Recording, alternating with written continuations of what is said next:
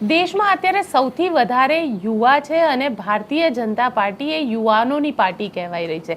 તો આવા યુવાઓને એક રોજગાર કઈ રીતે મળે અને કઈ રીતે એ લોકો પોતે એ રોજગાર ક્રિએટર બને, એના માટેનો એક આખો પ્રયત્ન થઈ રહ્યો છે. અને દેશની અંદર જેટલા પણ યુવા નેતા છે એમાંથી એક એવા યુવા નેતા, કારણ કે દેશના પહેલા એવા યુવા નેતા છે કે જેમને આવા યુવા જે લોકો પોતે સ્ટાર્ટઅપ કરી શકે અને રોજગારને જનરેટ કરી શકે, એના માટેનું પોતાની કોન્સ્ટિટ્યુન્સી માટેનું એક આખું સ્ટાર્ટઅપ એ લોકો શરૂ કરી રહ્યા છે. તેવા જ નેતા છે અમિત ઠાકર, આપણી સાથે અત્યારે અહીંયા જોડાયેલા છે. અમિતભાઈ, આપનું નિર્ભય ન્યૂઝમાં સ્વાગત છે. અમિતભાઈ, સવાલ એ છે કે આ સ્ટાર્ટઅપ, કારણ કે કોન્સ્ટિટ્યુન્સીમાં સ્ટાર્ટઅપ શરૂ કરવું, એ કઈ રીતે વિચાર આવ્યો?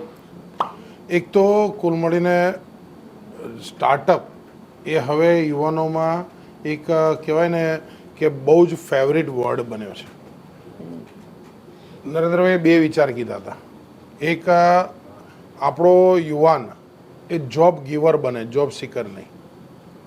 અને બીજું કે હવે હ્યુમન ઇન્ફ્રાસ્ટ્રક્ચરની અંદર ઇન્વેસ્ટમેન્ટનો આ રાઇટ ટાઈમ છે. આપણે ફિઝિકલ ઇન્ફ્રાસ્ટ્રક્ચર ખૂબ ઊભા કરી રહ્યા છે. ખૂબ ફ્લાઇટ દ્વારા શહેરોને જોડી રહ્યા છે, ખૂબ બ્રિજીસ દ્વારા, ખૂબ ટ્રેન દ્વારા આપણે બધા શહેરોને જોડી રહ્યા છે. પણ આની અંદર જશે કોણ? તો જેને બે શહેરો વચ્ચે જોડીને કામ લાવવાની, કામ શોધવાની, કામ આપવાની ક્ષમતા હશે, એ યુવાનો આમાં ટ્રાવેલ કરશે. તો આ વિચાર નરેન્દ્રભાઈએ કીધું કે હ્યુમન ઇન્ફ્રાસ્ટ્રક્ચર, તો સ્કિલ બેઝ ઇન્ફ્રાસ્ટ્રક્ચર. એટલે સ્કિલ ઇન્ડિયા તો છે જ, પણ સ્કિલ ઇન્ડિયા પછી જે છે સ્ટાર્ટઅપ ઇન્ડિયા. તો સ્ટાર્ટઅપના વિચાર સાથે આપણે ઘણા બધા યુનિકોર્ન ઊભા કરી શક્યા. આજે વર્લ્ડની અંદર જેનું નામ હોય એવા ઘણા બધા યુનિકોર્ન એ ઇન્ડિયામાં છે. અને આજે ઇન્ડિયા ડિજિટલ ઇન્ડિયા થવાના કારણે ઘણી બધી પોતાની જે ઇન્ડિયન કહી શકાય એવી ડિજિટલ પે સિસ્ટમો બી આપણે ત્યાં સ્ટાર્ટઅપના નામે શરૂ થઈને આજે વર્લ્ડમાં એને માનવી પડે એ પ્રકારે આપણે જોઈ શકીએ છીએ. તો આ કરનાર બધા યુવા જ છે.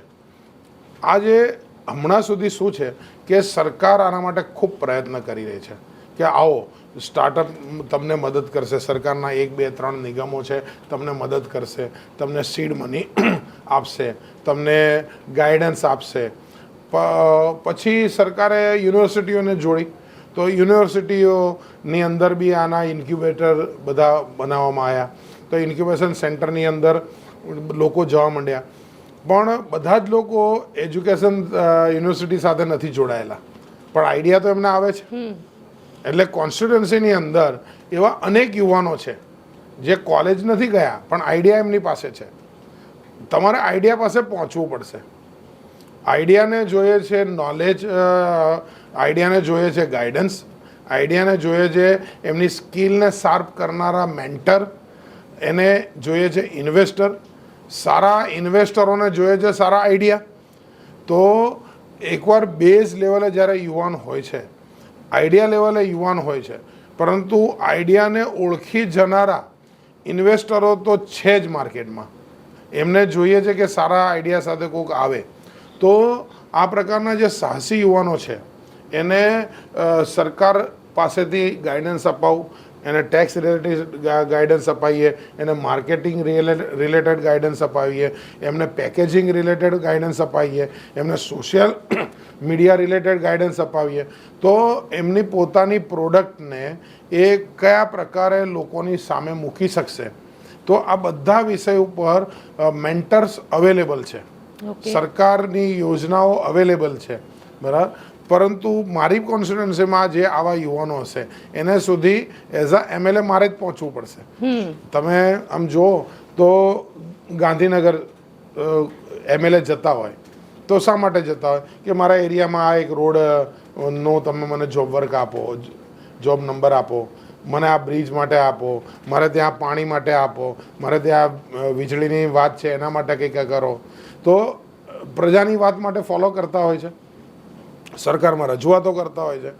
તો પછી હું મારા એરિયાના જે યુવાનો છે, બરાબર, એ સ્ટાર્ટઅપ કરવા માંગતા હોય અને હું જો સરકાર પાસે એની માટે બ્રિજ બનું તો એ આ MLA તરીકે મારું કામ છે કે હું એમને જઈ અને સરકારને કહું કે જો આ છોકરા પાસે ખૂબ સારો વિચાર છે તો એને તમે સીડ મનીમાં મદદરૂપ થાઓ, એને તમે જિલ્લા ઉદ્યોગ કેન્દ્રની અંદરથી જે એને સર્ટિફિકેશન જોઈતા હોય છે એમાં તમે થોડી ઝડપ થાય તો એને બેઝિકલી જો ક્યાંકથી મદદ મળીને એની પ્રક્રિયામાં કોઈ મારી સાથે છે એવું લાગશે તો મારા એરિયામાં જો આ 200-500 યુવાન બી ઊભા થઈ જાય ને તો હજારો રોજગારી ઊભી થઈ જશે. તો આ વિચાર સાથે મેં એક આ વેજલપુર સ્ટાર્ટઅપ ફેસ્ટિવલ કર્યો છે. વેજલપુર સ્ટાર્ટઅપ ફેસ્ટિવલ એટલે વેજલપુરની અંદર કાં તો એનું ઘર હોય કાં તો ઓફિસ હોય, બરાબર. એટલે કારણ કે એને એટલા માટે મર્યાદિત રાખ્યું કારણ કે હું બાકી તો સરકાર કરે જ છે. નરેન્દ્રભાઈ મોદીની સરકાર આખા વિષયને લઈને, ભૂપેન્દ્રભાઈ પટેલની સરકાર આખા વિષયને લઈને બધી યુનિવર્સિટીઓ બધે કરે છે, પણ પોતે પોતાના કોન્સ્ટિટ્યુન્સીમાં જો next level is a community level, સરકાર લેવલ, યુનિવર્સિટી લેવલ, તો હવે આ છે કોમ્યુનિટી લેવલ. એટલે it is a next level idea કે ભાઈ તમે એને નેક્સ્ટ. આવા કેટલા રજીસ્ટ્રેશન થયા અત્યાર સુધીમાં? અમે રજીસ્ટ્રેશન હમણાં જ ખોલ્યું છે તો પણ અત્યારે લગભગ મારે ત્યાં 250 જેટલા તો સ્ટાર્ટઅપે રજીસ્ટર્ડ કરી દીધું ખાલી એક કોન્સ્ટિટ્યુન્સીમાંથી. અને એની સ્ક્રુટિની પણ અમે લોકોએ કરી છે.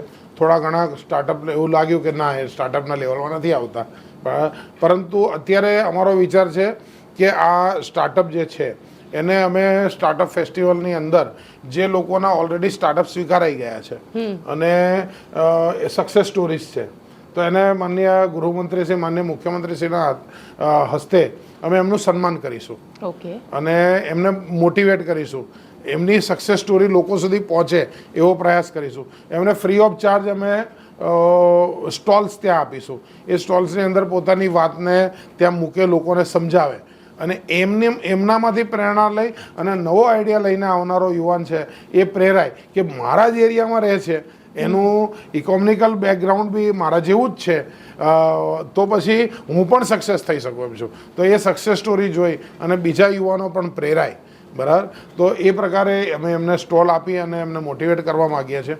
અને જે લોકો હજી આઈડિયા લેવલ ઉપર છે, જે યંગ છે, હજી કદાચ હા એ પણ હજી 17, 18, 19, 20 વર્ષના છે, પરંતુ આઈડિયા ખૂબ મોટો છે, બરાબર. હા, 30, 40 વર્ષના બી છે, પણ આઈડિયા જે હમણાં આવ્યો છે. તો આ બધા જ લોકોને અમે લોકો કહીશું કે તમે આઈડિયા લેવલે શું આવો અને તમને શું જાણવું છે, બરાબર. આ સ્ટાર્ટઅપની વ્યાખ્યામાં આવે કે ના આવે, જો આવે તો મારે એનું ગવર્મેન્ટ રજીસ્ટ્રેશન ક્યાં કરાવવાનું, મારે એના. અચ્છા, એમને ઇન્વેસ્ટમેન્ટમાં પણ તમે હેલ્પ કરશો? કારણ કે કઈ રીતનું, એટલે જે ઇન્વેસ્ટર હશે એ પણ આવશે, જે રીતે શાર્ક ટેન્કનો એક આખો આઈડિયા હતો, તો આ એ જ લેવલ ઉપર તમે કરી રહ્યા છો? એટલે GCCI અમારી સાથે આમાં જોડાયું છે. STPI એટલે કે software technology park of India એમાં જોડાયેલું છે. સ્ટાર્ટઅપ ઇન્ડિયા આમાં જોડાયેલું છે. તો આ બધા જ લોકો પાસે ઇન્વેસ્ટર પણ છે અને એમની પાસે ગવર્મેન્ટ ફંડ પણ છે, બરાબર. તો આ લોકોને અમે લોકો ઇન્વેસ્ટમેન્ટ લાવવામાં પણ મદદરૂપ થઈશું કે ભાઈ તમે આવો. અને ઇન્વેસ્ટરને બી અમે કહીશું કે સોશિયલ રિસ્પોન્સિબિલિટી જે તમારી છે એ સોશિયલ રિસ્પોન્સિબિલિટીની અંદર પણ તમે આ એરિયામાં રહો છો અથવા આ એરિયામાં નથી રહેતા, ઇન્વેસ્ટર તો ક્યાંયથી બી મદદરૂપ થઈ શકે. તો એ લોકો આ એરિયાના રહેતા જે યુવાનો છે એની અંદર એમને સાંભળે અને એમને લાગે કે હા આઈડિયા સેન્સિબલ છે તો પછી એની અંદર એ ઇન્વેસ્ટ બી કરે, બરાબર. નહીતર પછી એ સજેસ્ટ કરે કે તું થોડુંક આવું અલગથી વિચાર, તું થોડું આવું કંઈક ઉમેર, બરાબર, તો પછી તું ઇન્વેસ્ટમેન્ટ લાયક બનીશ. તો અમે ઇન્વેસ્ટરો સાથે એમની મુલાકાત બી કરાવી દઈશું કે ભાઈ તમે આવો અને આમને મળો. એટલે એ પ્રકારે બી આગળ, એટલે આને પહેલો પ્રયાસ છે અને પહેલો પ્રયાસ સફળ થાય તો કન્ટિન્યુઅસ કરવાની બી વિચાર છે. એટલે એકવાર કોઈક બ્રાન્ડ બને, બરાબર, લોકો એ ઇવેન્ટને રાહ જોતા હોય તો કદાચ વધારે લોકો ઉમેરાતા જશે. એટલે એકવાર શરૂ કર્યું છે, પહેલી વખત છે અને એની અંદર ઘણો બધો સારો રિસ્પોન્સ મળ્યો. તો આ રિસ્પોન્સના કારણે અમે લોકો ખૂબ અત્યારે ઉત્સાહિત છીએ કે અને પાછું દેશના ગૃહમંત્રી અને રાજ્યના મુખ્યમંત્રી બંને આવીને જો ઇનોગ્રેટ કરતા હોય ને આપણા માટે ફોર્ચ્યુનેટ છે કે દેશના આટલા મોટા કદના નેતા એ આપણા સાંસદ છે હા. અને એમને પણ પોતાના જ એરિયાના યુવાનો આવું સારું કરતા હોય તો સ્વાભાવિક છે એ પણ બાય હાર્ટ તાત્કાલિક આ વિચારે એમને કીધું કે હું આવીશ આમાં. એટલે એ પોતે પણ ખૂબ મોટા દિલથી આ આઈડિયાને સ્વીકારીને ઉદ્ઘાટન કરવા બી આવવાના છે. તો મને એવું લાગે છે કે એમની ઉપસ્થિતિના કારણે બી આખી ઇવેન્ટને એક શું કહેવાય વજન મળ્યું અને ખૂબ યુવાનોમાં બી આના કારણે એક ઉત્સાહ છે. અચ્છા, જે લોકો તમારા વિસ્તારમાં નથી રહેતા પણ એમની પાસે સારા આઈડિયાઝ છે, સારી કોન્સેપ્ટ છે, અમદાવાદના જ છે, એવા લોકો સંપર્ક કરી શકે? એટલે સંપર્ક 100% કરી શકે.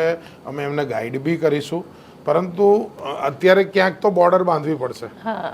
એટલે હું વેજલપુરનો MLA છું તો મેં વેજલપુરને બોર્ડર બનાવી કે આની અંદર જે યુવાનો છે એના માટે મારી જવાબદારીના ભાગરૂપે હું મદદ કરીશ. પરંતુ ભારતીય જનતા પાર્ટી તો બધા માટે છે.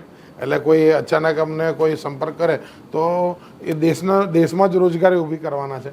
તો એમાં કંઈ એવું નથી કે નહીં કરીએ, તો એમાં મદદ કરીશું. પરંતુ અમે અમારી જાતને ક્યાંક અત્યાર પૂરતી લિમિટ અત્યાર પૂરતી નહીં. આ idea is for the Vejalpur constituency. અમે લોકો કહીએ છીએ by the youth of Vejalpur for the youth of Vejalpur. Okay. Vejalpur એટલે શું થાય? ડ્રાઇવિંગ ટોકીસથી શરૂ કરી અને નદી કિનારા સુધીનો જે વિસ્તાર છે, એપલવુડથી શરૂ કરીને શ્રેયસ ટેકરા સુધીનો જે વિસ્તાર છે, આ વેજલપુર કોન્સ્ટિટ્યુન્સી છે. એટલે એમાં જોધપુર આવી ગયું, બોડકદેવ આવી ગયું, સરખેજ આવી ગયું, એટલે આ પ્રકારના એરિયા બધા વેજલપુર અંદર આવી ગયું. તો આ પ્રકારના એરિયાઓ છે કે જેની અંદર યુવાનો જે છે એને મદદરૂપ થવાનો વિચાર છે. અચ્છા, સાથે સાથે જે યુવાનો છે, જે લોકો પોતે આઈડિયા છે જે લોકો પાસે, પરંતુ જે લોકો પાસે એને એક્ઝિક્યુટ કરવા માટેની એક ઓપોર્ચ્યુનિટી કે જેને કહી શકાય કે એક્ઝિક્યુટ કઈ રીતે કરવું એ નોલેજ નથી, તો એ પણ ત્યાં આગળ એવા જાણકાર માણસો હશે કે જેનાથી એ વસ્તુ એ લોકો ઇમ્પ્લિમેન્ટેશનમાં લાવી શકે. આના માટે દિલ્હી જે હમણાં ભારત મંડપમનો કાર્યક્રમ થયો એની નોડલ એજન્સી ડિજિટલ ઇન્ડિયા હતી. અને એ ડિજિટલ ઇન્ડિયા એટલે software technology park of India. એના જે અધિકારીઓ છે એ આખો આટલો મોટો નરેન્દ્રભાઈ ની ઉપસ્થિતિમાં થયેલો વર્લ્ડ ક્લાસ કાર્યક્રમ, એના લોકો નોડલ ઓફિસર હતા. એટલે એ લોકો ખૂબ અનુભવી લોકો છે. એની પાસે ખૂબ જ સારા ઇન્વેસ્ટરો છે, ખૂબ જ સારા નોલેજ છે, ખૂબ સારા મેન્ટરો છે. આ બધા લોકો બી વિલિંગલી ખૂબ એમને આઈડિયા ગમ્યો કે ભાઈ આ નેક્સ્ટ લેવલે જવાનો વિચાર છે. બરાબર. કાલ ઉઠીને એમને જે લાગ્યું આ આઈડિયામાંથી કે હા આ થવું જોઈએ, અને ઘણા બધા MLA જો આ કરશે તો આની અંદરથી નીચે વિચાર પહોંચશે, તો એ લોકો વિલિંગલી અમારી સાથે જોડાયા છે. બરાબર. અને જોડાઈને આવશે એટલે એમનું એક લેક્ચર થશે. ગુજરાતના જે અધિકારીઓ છે જે સ્ટાર્ટઅપમાં આખો ઇકોસિસ્ટમ સંભાળી રહ્યા છે એમનું એક લેક્ચર થવાનું છે. તો આ બધા લોકોના લેક્ચર હશે ત્યાં.